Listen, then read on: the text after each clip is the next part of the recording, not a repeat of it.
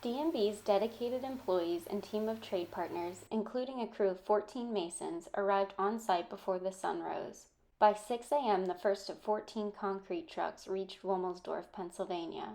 Each concrete truck holds approximately 10 yards of concrete. 100 yards of the 140 yards of concrete that would be poured that day were completed before 10 a.m. Once each concrete truck is completely empty, they must be washed out. Workers mix 100 gallons of water and empty the truck into a dumpster that is coordinated to arrive on site just for the occasion.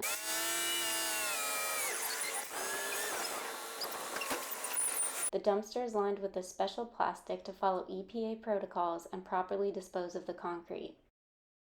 Washing out the trucks is a critical step. If they are not washed out, the concrete will start to set inside the bowl.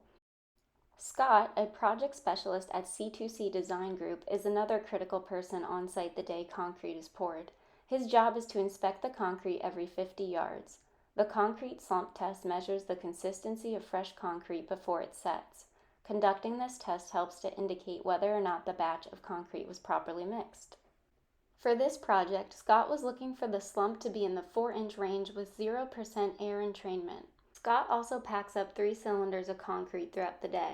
7 days after the concrete is poured, the cylinders are broken to determine the PSI. PSI stands for pounds per square inch and is how the strength of concrete is measured. The higher the number, the stronger the concrete. They will repeat this process and break 2 more cylinders after 14 days, 28 days, and 56 days if needed. Scott explains that usually 3,500 PSI is required for a healthcare project like this one for Tower Health. To be safe though, D&B requires 4,000 PSI, so there is less risk. The higher the number, the stronger the concrete's ability is to carry loads or handle compression. That's the D&B difference.